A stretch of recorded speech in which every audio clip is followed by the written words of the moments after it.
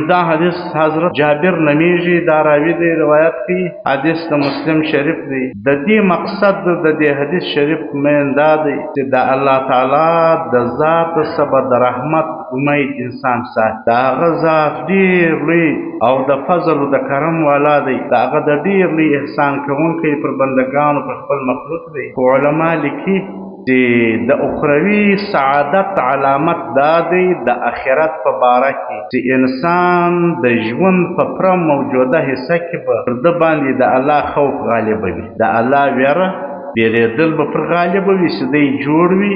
روغ وي او دی په خپل جسم سره دی په هر خدمت کولی سي، عبادت کوي. په دغه زندګي کې د آخرت سعادت د نیکبختي علامه دا ده چې دی به د الله د خوف به پر ده غالبه وي، بیاره به پر غالبه وي. او هر کله چې مرګ قریب راسي، انسان ضعیفه سي یا ناجوړی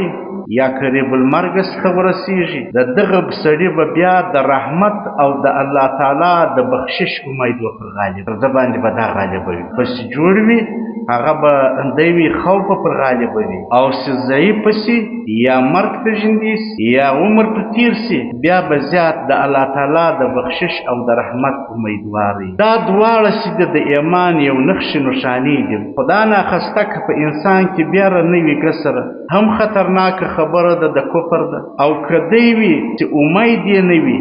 هم خطرناکه ده، هم د کفر خبره ده. د الله سره به په اول ابتدا حالت کې به بیا رګي د انسان وای، دا د آخرت سعادت دی، دا د نیکبختي نښه او نښانه ده. او چې دی کمزوري په حالت کې سي یا مرګ ته ژوندي سي یا بوډا سي، په دې حالت کې به بیا د انسان د الله تعالی د رحمت به ډېر امیدوار وي، ډېر به هغه د الله تعالی و رحمت ته د امید و تمه به زیات دي. دغسې په نووي کې یو ځای راځي، یو عالم و یو بزرګ عالم و، هغه په داراویان کې دی وفات کېدی. نو بیا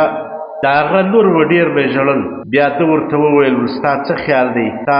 و پلار ته به الله تعالی نو یو زحمت په یو عذاب ورکړي نه یې ورکړي. په دغه کونج کې د خونې ما 4,000 واره قرآن کریم ختم کړی دی، نو به بیا الله پاک چیرې ما خواروي. نو دا هغه امید یې زیات وي. ګوره ته پر ما باندې فکر مه کوه، په دغه کمره کې پر دا ځای باندې ما 4,000 واره د قرآن کریم ختم کړی دی، نو دا به ما ته الله تعالی عذاب نه راکړي. نو د دې حدیث مطلب دا دی، علما لیکي چې د دې معنا دا ده چې انسان به او ویره زیاتي او په آخر د عمر کې به د هغه امید ډېر زیات وي چې د نیک ګمان دا معنا ده پر الله باندې به ښه ژوند کړي، چې نیک اعمال به کوي، هغه به د آخرت والا اعمال کړي. نو چې د آخرت والا اعمال یې په ځواني کې په زندګاني کې په ژوند کې کړي وي، نو د هغه بیا چې قریب الموت سي یا ضعیفه سي، و ده ته به هغه نیک اعمال وریاد وي، نو چې هغه وریاد وي بیا به نو د الله تعالی د رحمت امید زیات وي. ځکه چې چا په ژوند کې د الله تعالی اطاعت او د نبی اسلام فرمانداری کې ژوند تیر کړی وي، نو هغه د رضا او د خوشحالۍ په خاطر د عبادات او نیک اعمالو کې تیر سوي وي،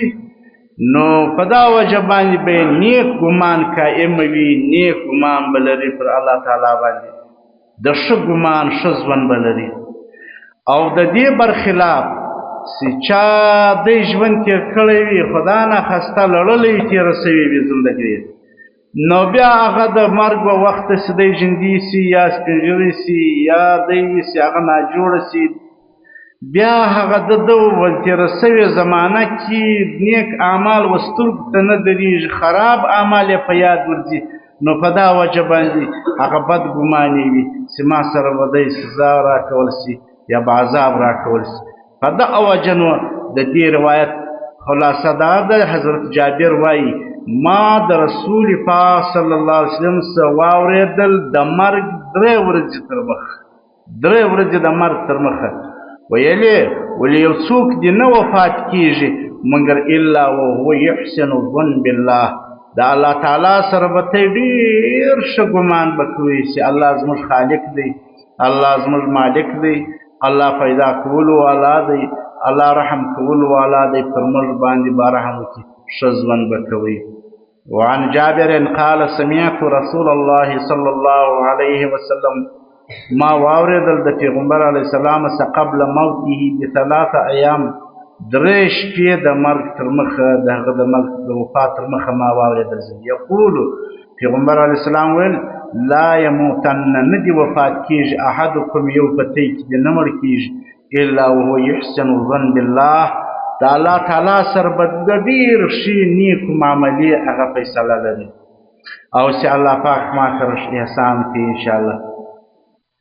دی بل حدیث د حضرت معاذ دی، دا وایي چې د قیامت په ورځ به د الله دونه رحم دی، د الله دونه فضل کرم دی. وایي د قیامت په ورځ به الله تعالی د ټولو څه مخکې کومه پوښتنه کوي. دا رقم دی، فرق شته. قبر کې مثال هغه د انسان څخه اول وار اجمالا هغه یو وار دغه پوښتنه کېږي، د رب پوښتنه کېږي چې ستا خالق ستا رب څوک. دویم د انسان څخه په باره کې د رسول کریم صلی الله علیه وسلم پوښتنه کېږي چې دی څوک دی، د په شان کې څه وایي. دا ډېر خلک وایي و مرګ ته به دام خوشحاله دي، وایي چې دی وفات شي دا نیکان خلک یې په قبر کې د نبي علیه السلام زیارت کېږي، دی ورښکاره شي، دا سترګې خلاصې شي چې د په شان کې څه وایي، دی څوک دی. هغه به دی ووایي، دی ورته وایي چې مؤمن چې رب مې الله دی او دی چې دی د الله رسول دی، زما نبي دی نبي علیه السلام. او دریم د دین په باره کې، او د قیامت په ورځ د الله په حقوقو کې، په حقوق الله کې د لمانځه پوښتنه اوله کېږي. لمونځ یو ډېر اهم شی دی، د ایمان د کلمې ثبات، یو ډېر لوی عبادت، یو ډېر لوی د نجات د خلاصون ذریعه هغه دا ده چې سر په سجده الله ته پر مځکه باندې سجده ریسي. دا ډېر لوی عبادت دی، انسان و الله ته ډېر په قریب کېږي. نو د الله په حقوقو کې د لمانځه پوښتنه کېږي. د بندګانو په حقوقو کې خو به نور ډېرې فیصلې کېږي، د وینو پوښتنه کېږي، د ناحقه قتل، خدا ناخسته چې یو چا سره ناحقه د مسلمان وینه تویسي، د بندګانو په حقوقو کې دا پوښتنه کېږي. په نعمتو کې بیا پوښتنه کېږي د صحیح بدن او د یخو اوبو دی. الله تعالی به ووایي انسان ته الم نرویک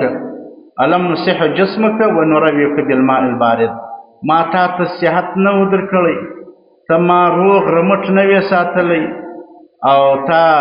نو کوم عبادت وکړې، تا کوم کار وکړ، او ما په یخو اوبو نه وې وکړی. د انسان دپاره روغ صحت په نعمت وي او یخې اوبه وایي دا لوی نعمت دی، د دې پوښتنه کېږي.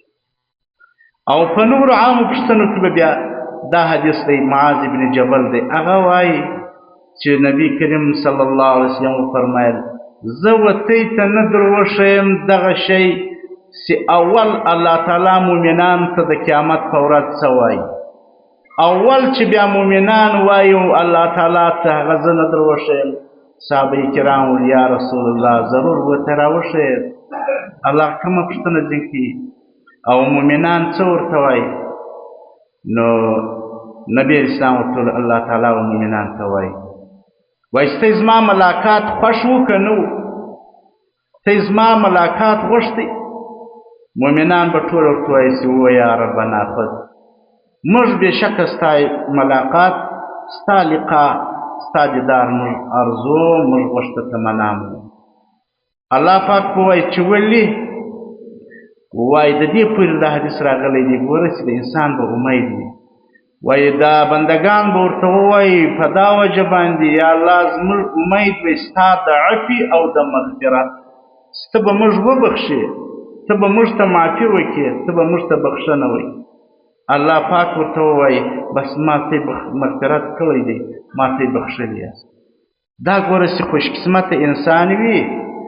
هغه دونه وي چې د په دنیا کې نیک اعمال کړي وي، هغه نو بیا دغه دی چې هغه دغه غواړي د الله ملاقات یې تمنا وي او هغه پر الله باندې ښه ژوند ښه ګمان وي. وعن معاذ بن جبل قال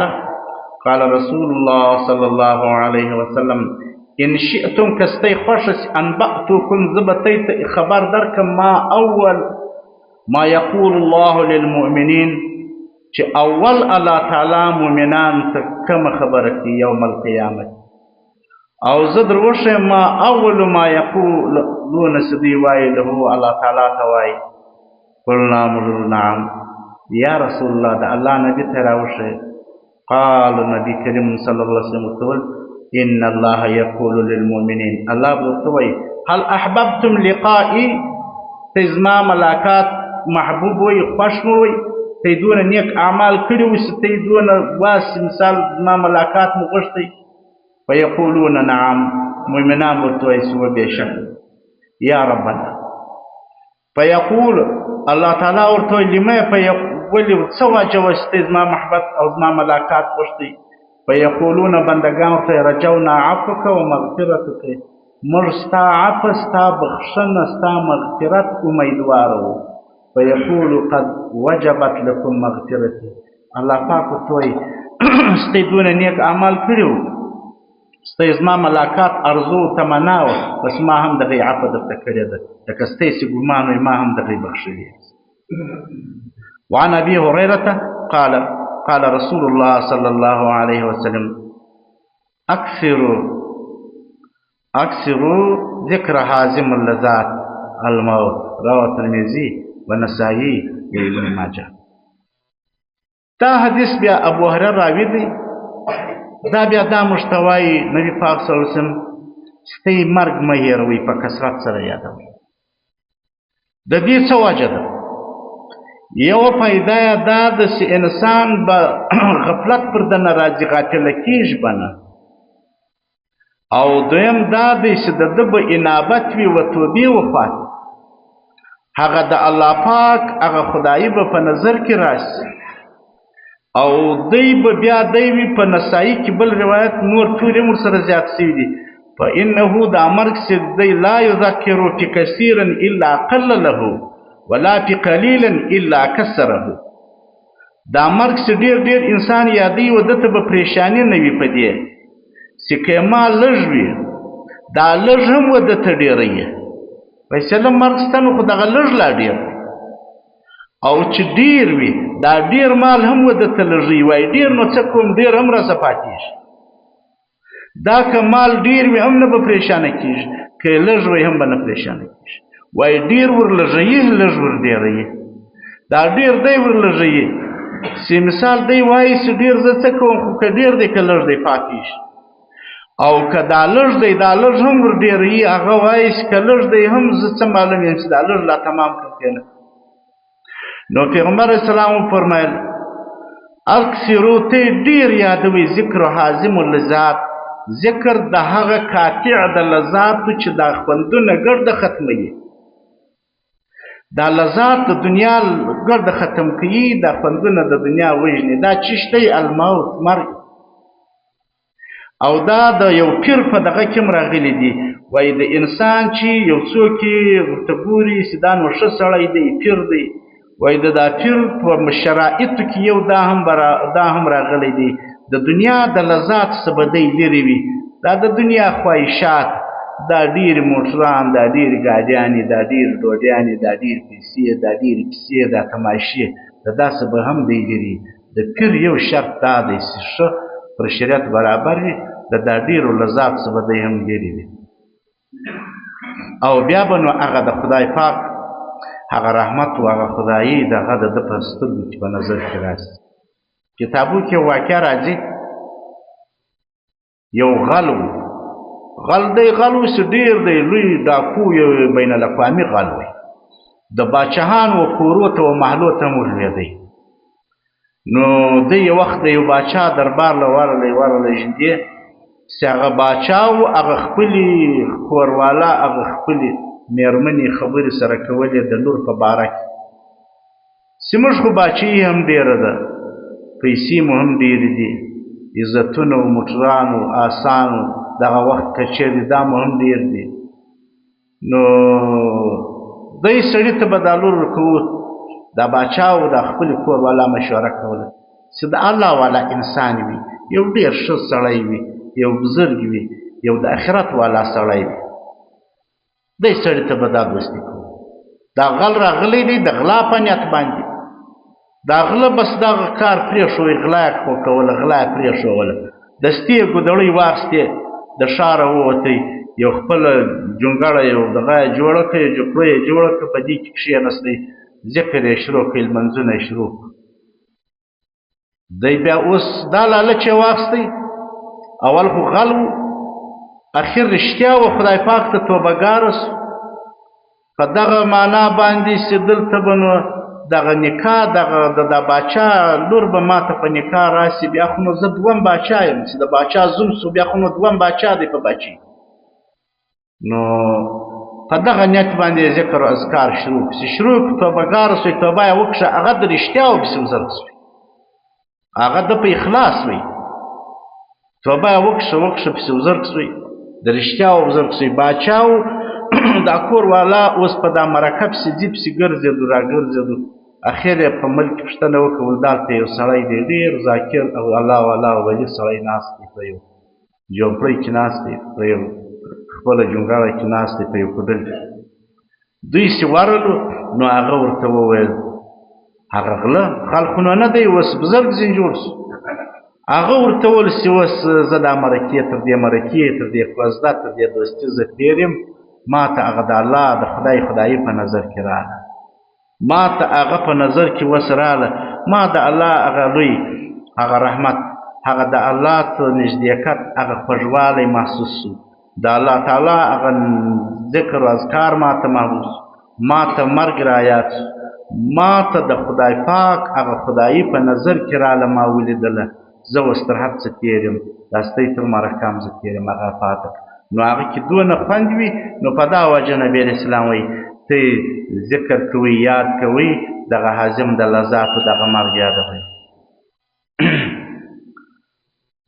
وعن ابن مسعود أن نبي الله صلى الله عليه وسلم قال ذات يوم لأصحابه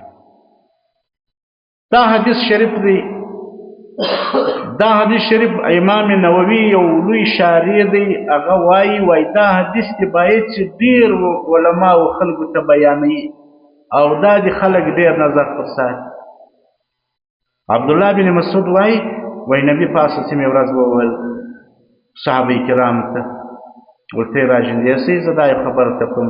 استحيوا من الله حق الحياة ته دا الله سره شرم وکي ته دا الله سره وشرمېږي حیا وکي په حق حیا سره صحابه کرام ورته یا نبی الله انا نستحي من الله موږ خو د الله سره بیریږو موږ د الله سره شرم کوو په حق حیا سره یا نبی الله د الله سره موږ حیا کوو حیادار یو والحمد لله او پر دې باندې حمد هم ویا د الله نبی موږ د الله څخه حیا کوو حیادار یو نبی اسلام ولیا ادینا د لکته سوایس ليس ذلك اصل دا خبر ده من استحیا من الله حق الحیا کسړی بیریدی د خدای سره شرم درلودی په حق شرم سره دغه دانو شانی فليحفظ الراس وما وعاه خپل سر خوندي کوي خپل د سر حفاظت وکړي وما وعاج په سر کې کوم الله اعضاء اشدید د رأس حفاظت د سر حفاظت کوم دی چې الله تعالی ته په شرف او په کرامت سره نوازولې نو ته به دا سر پر سجده باندې الله تجدید ته به د بوتانو سره ګرځې د ریاکاری سره راګرځې ته به دا سر د غرور د تکبر راګرځې دا مطلب چې ته به سلویي ونه کې سر دې په هوا نیولی یا ته دی نه وکې چې هغه سجده ریزه سي د یو ریا د یو سمعت او د دکانې دپاره یا ته دی نه یې د بوتانو سجده څوک وي دا اصل شرم دا دی لكن من استحیا من الله حق الحیا فليحفظ الرأس سر دې وګوري او وما وعا هغه اعضاء چې الله په سر کې ایښي الله تعالی په سر کې ایښي دي هغه کم دي هغه ژبه ده هغه سترګې دي هغه غوږونه ستا ژبه دي ول په غیبت نه مبتلا کېږي ستا ژبه دي دروغ نه وایي ستا ژبه دي هغه ښکنځل نه کوي او ستا سترګې دې نامحرومه ته نظر نه کوي،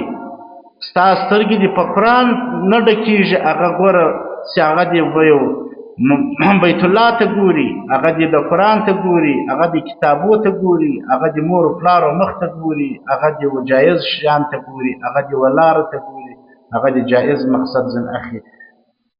او الله تعالی دی لوش پیدا کړي دي چې دا غوږونه دا سترګې دا په ښو خبرو په قرآن نه ډکېږي، چې دا نو بس بالایه ځای نیسي. نو سر دې خوندي کړي او په سر کې چې کوم لوښي دي هغه دې خوندي کړي. د هغه معنا دا ده چې ژبه ده،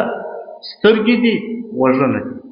غوږونه دي ګانې نه اوري، غوږونه دي ناروا خبرې نه اوري، هغه دي غیبت نه اوري، هغه دي بوتان بد چپه و راسته مجلسونه نه اوري، هغه دي د درواغو کیسې و نکلونه هم نه اوري. دغه دی اصل. او دی د حفاظت وکړي والبطن وما حوا. انسان د خپل نبی اسلام حق شرم دغه دی، رښتیا شرم د الله سره. والبطن دی د خپل نس وګوري، خپل نس خېټه معنا وما حوا چې د نس پر شاوخوا دي. د نس پر شاوخوا باندې لاسونه دي او د نس پر شاوخوا باندې د انسان خپل فرایض دي او د نس پر شاوخوا باندې پښې دي، د هغه پر شاوخوا زړه دی. نس دې وګوري د خراب شانو د مشتبهات خوراکو څخه، د حرامو خوراکو څخه د انسان د خپل نس حفاظت، د حرامو څخه، د مشتبه شانو څخه، د خرابو خوراکو څخه. او وما حوا دی د حفاظت وکړي د خپل لاسو د چا څخه، د نامحرومه د زغولو، د وهلو، د ظلم کولو او د پښو غلط ځایو ته تتلل. او د زړه انسان دې زړه وساتي د چا څخه، د غلطو عقیدو څخه، د باطلو عقیدو څخه. دغه دی نبی اسلام. بیا اخر کې د انسان د خپل جسم ګډ د خاکی جسم چې دی دا فانی دی. نو من اراد الاخره ترک زینت الدنیا، چې د آخرت اراده یې ده دا د دنیا لذات، د دنیا شان ته دې دونه توجه نه ورکړي. نبی کریم صلی الله علیه وسلم وتول فمن فعل ذلك که دغه وکړي دا کار ما در وښوي چې سر حفاظت وکړي او په سر کې چې کوم اعضا دي د دې نس وکړي د خېټې چې د دې ته کوم ژندې دي، شاوخوا لاسونه دي، پښې دي، فرایض دي او د انسان خپل هغه زړه دی دا ګرده د نس ته شاوخوا ژندې دي، یو سر ته دي نیمایي ځینې و نس. فقد استحیا من الله حق الحیا، دغه د الله تعالی سره رښتیا په حق شرم. وعن ابن مسعود ان نبی الله صلی الله علیه وسلم قال ذات یوم لاصحابه صحابه کرام ته وویل استحیوا من الله حق الحیا، تی د الله څخه وشرمېږئ په حق حیا سره حیا وکړئ. قالوا صحابه کرام انا نستحی من الله، موږ خو د الله څخه شرم کوو یا نبی الله. الحمدلله. نبی اسلام ته لیس ذلک، یا دا نه در ښیم دغه خود هر سړی به شرمېږي، یا لکن من استحیا چې څوک شرم کوي من الله حق الحیا هغه دا ده فلیحفظ رأس، هغه د سر خوندي کړي، وما وعا چې په سر کې کم اعضا دي د انسان، او ولیحفظ البطن انسان دي نس خوندي کړي د حرامو د مشتبهات، وما حوا چې و سر ته و نس ته ګیر چاپیره کم اعضا دي هغه دي خوندي. او ولیذکر الموت والبلا، انسان دی یادوي مرګ او بلا زړوالی د ده د بدن دا خاکی جسم خاورې کېږي. ومن اراد الاخره ترک زینت الدنیا، فمن فعل ذلك که دا کار وکړي فقد استحیا من الله حق الحیا، دغه حق شرم دی، دا حق حیا د زه نبی صلی الله علیه وسلم. رواه احمد الترمذي وقال هذا حديث غريب صدق رسول الله صلى الله عليه وسلم.